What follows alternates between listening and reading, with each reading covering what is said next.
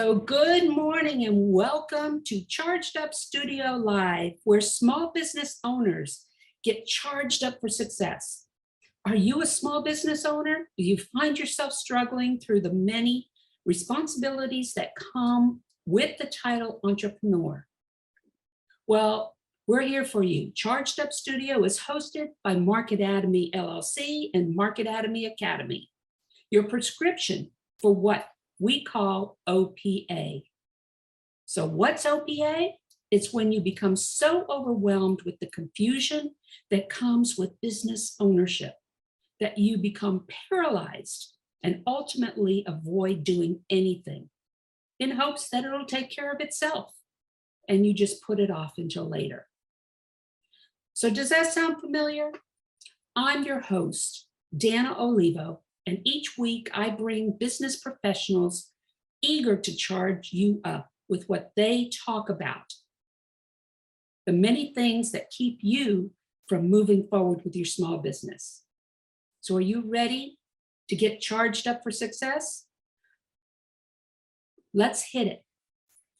So today's episode of Charged Up Studio, we've got a very special guest to us coming all the way from Greece. Ms. Zoe Fragou is an organizational psychologist with a master's in science and human resource management, a clinical psychologist license, and a diploma in business coaching and mentorship, and a certificate in agile leadership, all of which I'm very familiar with, and that is a mouthful, as well as a lot of talent that you bring to the table here. So alongside her academic interests, she is operating professionally in the full spectrum of her science, taking over projects of culture, transformation, employee training and development, business coaching, and personal branding.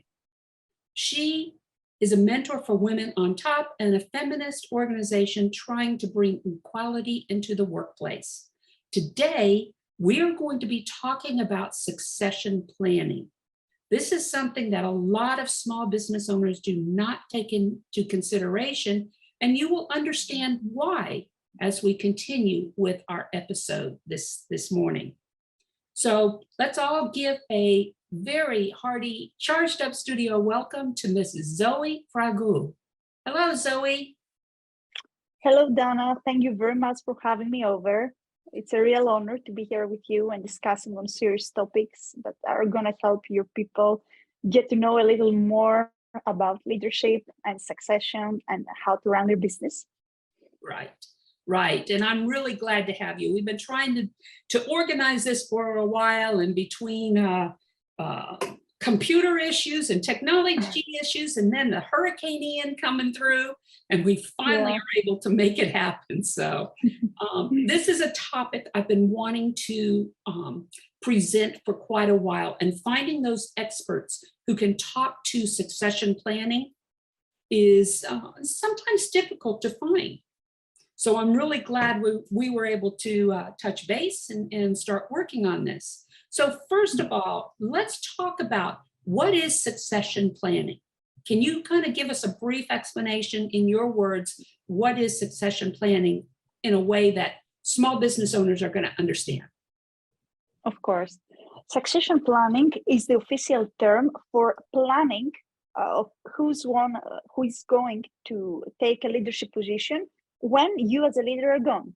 That doesn't necessarily mean, of course, that you're dying, but it might mean that you get retired, or it might mean that for some reason you need to abandon your position, or you want to pursue other opportunities or change. So succession planning has to do with the organization's approach on trying to have everything solved before these things happen. Right, exactly. And it's important that entrepreneurs understand it isn't just a matter of saying an accident happens or something like that, because a perfect example is what I went through in 2014. We talked a little bit about it, where I had my own business. I was a single business owner, and I was laid up after a serious accident in Brazil, in Rio de Janeiro, for almost a year and a half. And at that time, my business stopped. And that hurts a business. It's going to put you out of business if you don't have somebody who can step in and help. And that's what succession planning is all about. Really, when you think about it, is that continuous forward momentum of your business in spite of interruptions. Right? Yeah, especially when it comes to business owners, I would say that they usually treat their business of something on their own, which is partially true, but at the same time, they have responsibility towards the people that are working for them. Therefore, when it comes to succession planning, it's not necessarily something personal, something that I need to do for myself or for the business. It's something that I also need to do for the people that have trusted me and work for me, for their families, also for my clients, that they need to know what's going to happen if for some reason I change my mind or I want to pursue something different. No, I absolutely love what you're saying there. Is we have to take into consideration more than just ourselves when we're talking about succession planning. We need to be thinking about who are those stakeholders that are going to be impacted should the business be interrupted or just halted for no reason at all. And one of the things to take into consideration also, based on what you've talked about, is succession planning and career planning. All right. Let's talk about how they relate to each other. Of course. Well, they are very related. And most of all, it's important to understand that the people that are working for us or with us, they also need to have something to aspire to. Therefore, an organization or a business that doesn't do any succession planning and they don't think that they're important, then usually they also don't do any career planning. That means that they don't offer a career path to the people that are working there. And then those people, when the time comes that they need to grow and they need to change and they need to, learn more things, they have to search for these opportunities outside this organization. And they have to pivot because nobody has offered them any solutions. Right. And it's an entire mindset, I would say. It's the entire mindset of planning and at the same time caring about the good for the business, but also the good for the people that are working for this business. And I want to add here that more than just putting a career plan in place, a career path for your employees, you want to take into consideration those employees and what their capabilities are. Do they have the leadership capabilities to carry on? Because you want to make sure that you are passing this company, whether it be to a family member, whether it be, you're going to sell the business, or if it's going to be somebody from within the company, you want to make sure that they're going to be able to handle the pressures that come with, business ownership or CEO positions, or, whatever is going to be involved in the succession plan. And that's not an easy task either. It takes a lot of training for the employees and making sure that they're on that right path. Yeah, I would say that this is the next step. I would say that the original step and the first one is to actually for the corporation to understand that this is something important that they have to do. But most of the business owners, especially in small businesses or medium-sized businesses, they're not used at hiring managers or at training managers, at training leaders. Because, well, most of the times, it's the most usual thing is that they plan on passing their business to their children or to a family member. No matter their skills, no matter their education, sometimes not even, no matter even their motivation to do that, or if they care, or if they want to do something else in life. And it's important to say at this moment that this is demotivating, not only for the family member, but also for the other people around that might actually love the job and they might have given their soul and their loyalty into this corporation for many years. And now that the time for promotion has come, they realize that they don't stand a chance just because they don't share the same blood as the business owner. And at the same time, it's very problematic for the corporation. Right. Can we really trust the business that when it comes to deciding who's going to lead it in the future, this decision is not really logical or pragmatic, but it's mostly based on emotion and nepotism? Nepotism. Yes, exactly. And that brings me to my next question here is, from the employee side, okay, coming into a business where there's obvious nepotism, okay, what kind of feelings does that leave that employee with when they see that there's somebody above them that is a family member or whatever, and they're looking to get on a career track, but it's obvious to them that's not going to happen? What do you think that entrepreneurs should be thinking about when they bring family members in to ensure or assure their employees that there is still a career track here? For starts, since you're asking about the psychological aspect as well, usually this isn't something that is stated from the beginning. That means that most of the times when a person joins an organization, nobody during the recruitment process will tell them that I'm also looking to hire my entire family, and after a while, if the time comes, only those are gonna get promoted. So this isn't something that's gonna happen for you. So there is a term that is called psychological contract. So basically, when an organization starts working with an employee, there is what we call the psychological contract, which has nothing to do with the contract per se that we sign, that has to do with the money, that has to do with the benefits. But it has to do with all these things that we expect to happen there psychologically. So these things might be something that they've told us upfront, or other things that they've used as innuendos or they're implied, or we figured out that they're gonna happen. But then when those things don't happen, the person is actually feeling sad or even angry, or that their journey in this organization is futile. And as a result, then productivity also becomes less. And retention rates are also bad for organizations that have broken the psychological contract of the employees. Therefore, I would say that it's very important to state what you're planning to do from the beginning. If you already know that you're a business owner and it's a family-owned business and you don't want to change that, don't hire people telling them things like the best is going to get promoted and I really care about promoting through talent, but then you just bring your nephew in that might have nothing to do with the business. While you have this person working for you for 10 years and actually believing this is bad. So people respond much better to consistency, even if consistency it's not necessarily something positive for them. So I would say that knowing what I have to wait and what's happening and what's the future is more important than the future per se. Right. In other words, don't surprise the employee after they get in and accept a position thinking that they're going to be able to scale up or develop a career path within an organization, and then they get in and they realize that there's a family member right above them and they're not going to be able to do anything. It becomes obvious. I've been in those situations. So do most companies have an organized succession plan in place? Not necessarily, I wouldn't say. And from my experience, I wouldn't say that's something that's usual. It's more usual when it comes to multinational companies because their resources are much more. But when it comes to smaller businesses and family-owned businesses, then no. Most of the times, one day something happens.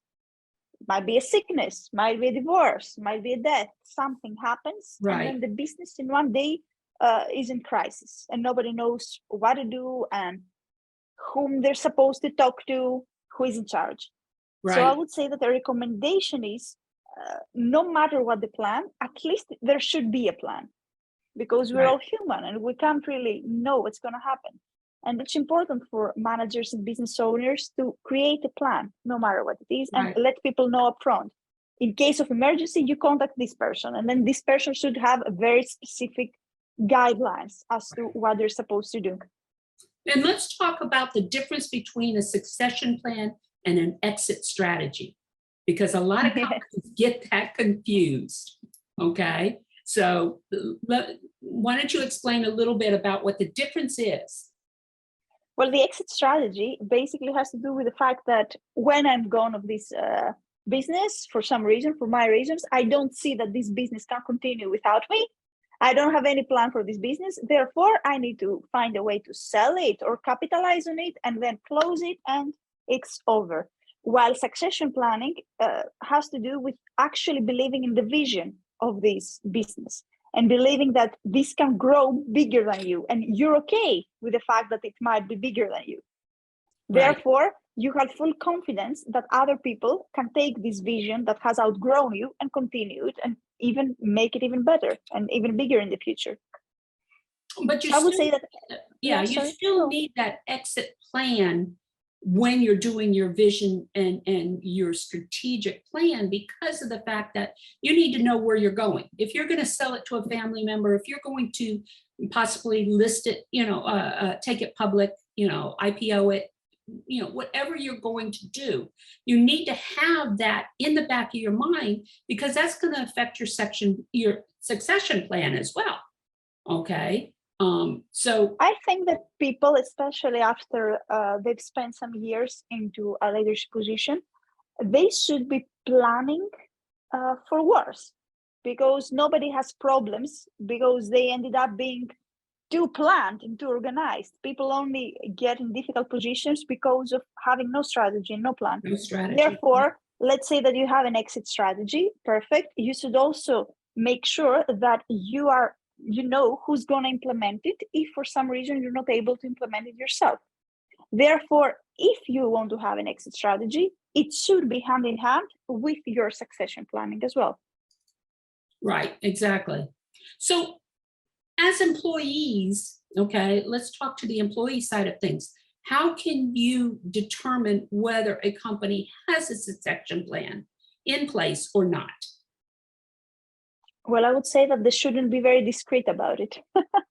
Yeah. It shouldn't be something that the employees have to guess or question or doubt. It should be very public. And if you are a company that also owns an HR, it should be part of the process of the HR to letting people know that there is a succession plan and we know where we're going and there's a vision and there's also a career path for every one of them. And then with the HR, these people, they can also design their own careers. And that is also a combination not only of what they're good at and what's useful for the corporation, but also their skills and their motivation and what they like. Well, with the changes that have occurred in the employee-employer relationship right now, as far as with COVID and stuff like that, and the employees are really more in control of their careers now, whereas before it was the employer. Okay, when we start talking about these succession plans and the creative paths, the succession paths that are put in place, what are some things that businesses are doing that are helping with the succession planning? Is it training? Is it, how are they making it more beneficial for employees and attracting more employees that way? Yeah. One of the companies that I consult in their succession planning, they even implemented the psychometric test in order to assess everyone's personality, and even tried to use this as a factor that will help them decide the succession planning, not just as the CEO of the company, but also in its department, because that's also important. When we talk about succession planning, it's not necessarily about if something happens to the big boss, what's going to happen, but also in every single department. There's usually a manager, there's a leader. What happens if for some reason they want to leave or they want to change? The corporation shouldn't be dependent on specific people. It should be dependent on processes. And then hire people while being able to grow them and take them to the specific level that they need in order to maintain balance and harmony in the culture. And so what kind of processes are we talking about here then? There are many tools that the corporation can use when it comes to their succession planning. Like I mentioned before, there are always psychometric tools. Of course, there can be training, but above all, there should be a very organized recruitment process. And you should have an HR business partner, an external consultant, someone who it's their job to know your culture, map your culture, help you with your culture and sift it and make it solid. And then, well, we should listen to these people as well, because having them is the first step, but actually listening to our consultants is the second. And I don't see why a person wouldn't follow an organization's official recruitment process just because they are, for example, family, like we said before. Right. It's not necessarily something different. You know your culture, so you hire based on your culture, but also you have recruitment processes that you trust, so you follow them. And if you have consultants that you use, you should be open to listening to them, even when what they tell you is not what you expected or not necessarily what you would like them to tell you. Right, exactly. And the succession planning, let's talk to the mental aspect or the psychological aspect when it comes to succession planning and career paths. You know, what is the psychological effect that it has on not only employees, but employers when they see that there's a solid process in place? The problem is that in theory, most of the people will tell you that they understand the importance of these processes and that they value and that, you know, they're very pragmatic and very business oriented and results focused. But at the same time, no one wants to deal with the fact that when they're over, nothing else is over. The problem that exists when it comes to what you just mentioned is that on the one hand, people, most of the times they will tell you that they're very business focused and results oriented and very pragmatic. But at the same time, no one wants to understand that the world isn't over just because they might be over. That doesn't necessarily mean death, but it might as well be death because, well, we do die. It's a fact. Yeah. Therefore, psychologically, for a person, it's the same as a will. You know, we were discussing it before we started the podcast, how many people, they might even become like 90 years old and they don't want to have a will. And as a result, their children end up fighting because, Right. you know, the parents didn't settle their affairs. Right. So for many people, creating a succession planning might be as well as, you know, accepting that at one point they won't be able to run your business. And psychologically, this is hard. I understand it and I empathize, but I don't also necessarily think that someone's personal psychological situation should be more important than everyone else's psychological Right. situation. And I also think that when you're a business owner, your responsibility it's much bigger than yourself, because Right. you have responsibility to so many other parties, like we said, Right. like your employees and your clients and everyone who is waiting things from you. Right. So if a business owner manages to move forward this threshold, then having all of their affairs settled will be very liberating, in my opinion. Right. No, it's like having a will, you know, in place for your business, basically is what it is, so that when you're gone, you know, if that should happen, there's no, yeah. It's also a little more, I would say, complicated than that, in the sense that a will is just something you say, you sign it, and then your responsibility is done. But when it comes to implementing a succession strategy, then usually your work starts when you Right. write it down.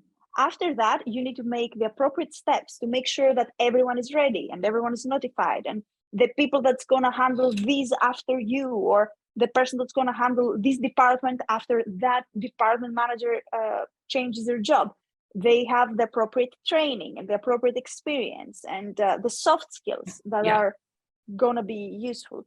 So And it's a bit of a... Right. And that's why it's so important that this is thought of in the very beginning when you are setting up your company and strategically, because you want to be able to talk about, okay, how am I going to scale this business? How am I going to protect this business as I move forward? And by doing that, when you were talking about communicating the succession strategy to all the employees, they're going in with open communication and understanding this, you know, as far as that's concerned. So what are your thoughts as far as a process for helping employees establish that career path, and for employers to be able to see what they can handle, in the sense of going back to an old term that's been around for I don't know how long, when we start talking about cross training and things like that, testing them out in different, testing employees out in different positions to get a feel for, what they're capable of handling. What are your Well, thoughts? I'm not against it. I just I think that they should be sure that they can, when they give an actual work or job or task or responsibility to someone, they should also have the patience to see it through. What happens many times is that an owner gives someone a task that's upgraded, and then they run in the first moment this person does something that's not exactly how they imagined it or how they would do it, and they correct them. And what happens there is that you kill this person leadership instincts, and you kill every passion they have to grow or try new things or be creative. Right. Therefore, like, again, it's about consistency. Yeah. If you really are on to do that, give it time and be a little patient and let people try things. It's not going to be exactly as you would do it, but it might be better. It might be different.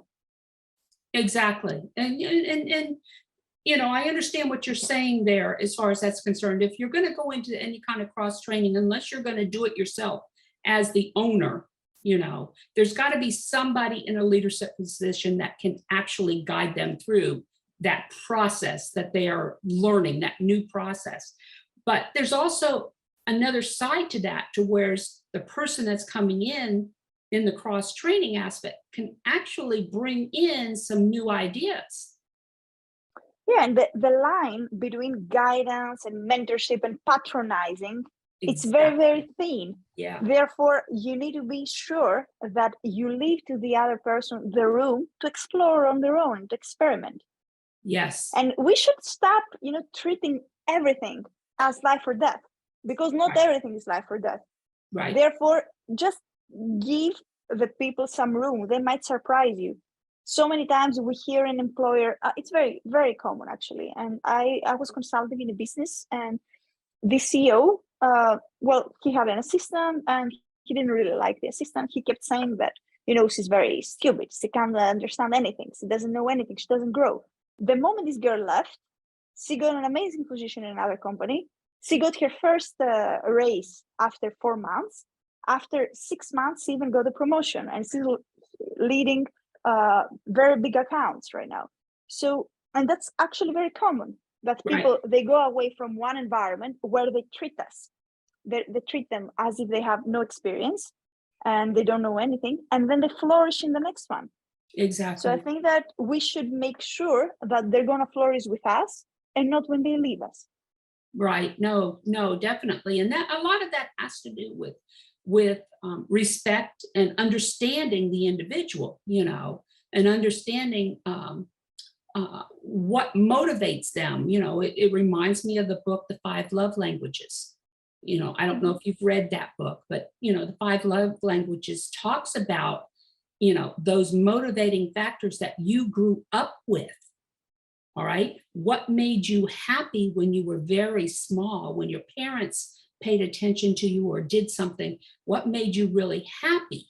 Was it receiving gifts? Was it accolades? What is it? That being your love language. And by understanding that, the other person can relate to, you or whoever it is in a more respectful manner, which would encourage someone to take advantage and really grow. I think that people respond always to clarity.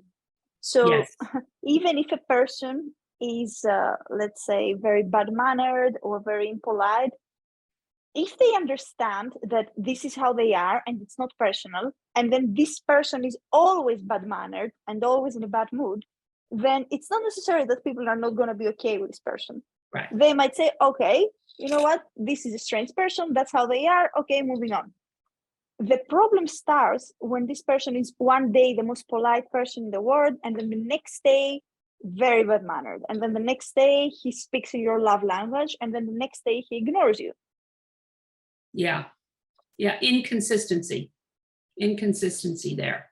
And that confuses me. Yeah. Yeah. Or it lack of confuses- transparency as well. Exactly. You know, no, I fully agree. You know, we're coming up on the end of another program here, but I'd like to hear your thoughts on the psychological aspect when it comes to succession planning, you know, all around. You know, what tips can you give us to help us understand the importance of succession planning and why it is something that needs to be thought of very early? Okay. I think that the same way you wouldn't go to sleep in the forest without having at least a sleeping bag and some food and a knife, the same way you shouldn't lead a business as if tomorrow won't come. And the same way you wouldn't, for example, forget to order the material you need to create your products so that you can deliver the products. You should implement other supportive services that they don't seem like you need them at that time, but they are the ones that will make a difference in the future. So I get that it might be stressful for some people because they might need to deal with psychological factors that they're not ready to deal with, like the fact that one day I might not be able to do this job that I'm doing. But at the same time, in the end of the day, stability and insurance and security is very important for everyone, and for our employees as well, and for us as well. Yeah. And then when it comes to the employees, I would say that they should be more demanding when it comes to their future. They shouldn't necessarily leave it up to the employers. Like you said, the eras have changed, and now employees are not like they used to be. They have more power in their hands. Well, they should use this power for something fruitful. Go and ask for training. Go and negotiate your position. Ask what's the next step? Do you have anything to wait? Even if you don't get a good answer, or you don't get the answer that you expected that you'll get, at least you know how to plan your lives. Right. And I'll add to that in the sense where, as an employee, if we're going to do that and fight for our position, we need to be able to back it up with, you know, with numbers or, you know, facts or something like that, you know, to show the importance of what you're doing. But at the same time, as employees, we need to also understand, I think, and I say we in general, to understand that those C-levels, those employers or managers, they're going through the same issues that you happen to be going through. You know, they're worried about their own careers. They're worried about, you know, as a C-level, they're worried about, okay, how do I manage this? Okay, you're coming to me with, you know, your demands, or not necessarily demands, but, you know, what you feel as though you're owed. And I'm fighting not only what you want, but what the business can support, you know, and all of this other stuff. So just understand that it is, you know, I wouldn't call it a negotiation, but it's like you said, transparency. Let's be transparent when we're talking and communicating. Yeah. At the same time, though, I would say that the responsibility is bigger on the side of the leadership, because at the end of the day, they are the leaders, and they chose to lead, and they're supposed to create the vision. Therefore, I can't be expecting a junior level employee to create the vision for the leader and to cover the lack of leadership inside the organization. Yeah, no, and you know, I'll give you a perfect example. I used to work for a construction management company, very large international construction management company. And I was in the marketing, business development, strategic planning area. And this was prior to the last recession, not this one that we just came out of. All right. Okay. Back in 2006, you know, 2009, that type deal. And it had gotten to a point where I was responsible for responding to requests for proposal for different new products, new projects and things. Well, those things are very time consuming, and it had gotten to the point where the company was chasing everything because it was a recession. There was more and more competition, et cetera. And I was putting in 60, 70 hours a week. And I went to, and I had been saying something to leadership and everything, and they just weren't listening. And I talked to my husband and he says, you got to understand, you're dealing with men. Okay. Put it in a presentation, present it like it's a business proposition, a business. And I did that and presented it to them. And then they agreed. They said, okay, we understand. We'll take care of it. We'll bring you in somebody to help you, that type deal. Well, they brought somebody in, but it was somebody completely untrained, unprepared, which just added to the hours. So, but what I'm saying here is there is a communication level that has to happen.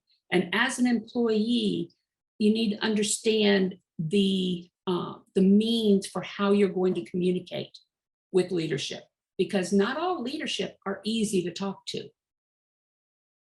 Yeah, of course they're not. Yeah. So you have to understand. But you also put an important angle here, that it is very important and it's our responsibility to express our needs very clearly. Yeah. Not imply them, not think that we have expressed them, but actually verbally put them to words and make sure that the other side has understood exactly what we're talking about. Yeah. Exactly. Okay. Well, we've come to the end of another program here. And Zoe, do you have any last minute tips? And can you tell us how our audience can reach you should they want to? Well, yeah, of course. They should reach me through my website. It's Fragou Zoe, or of course my LinkedIn. I'm very active there as well. So feel free to send me your questions or exchange ideas. I would be very happy to respond. And when it comes to last minute tips, since we opened up the angle of open communication, I would say both for the employers and the employees that the most important thing is active listening. And listening is not the same thing as actually hearing to what the other person is saying. So less prejudice, less I know what you're going to tell me. I don't need to hear it first. And, just open your ears and listen. And if you're not sure, ask questions, ask more questions. Make sure that you understand where the other person is coming from. Okay, and how can they get a hold of you? Like I said, I have a website and my LinkedIn. Okay. And the website is? fragouzoe.com. Okay. And I'll be putting all of that into the transcripts when I get the website up. Okay. So that's it. You've been listening to Charged Up Studio Live, the podcast with you, the small business owner, in mind, with your host, Dana Olivo. Join us every Tuesday as we bring you valuable tips and insight into the many topics you don't know what you don't know about growing a successful business.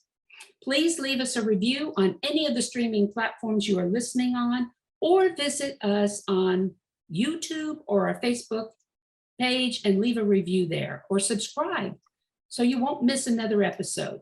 You can also support us through Patreon by visiting our website, chargedupstudio.live, and click on the Patreon link.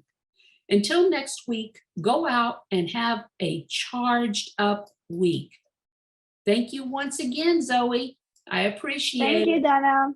All right. Take care.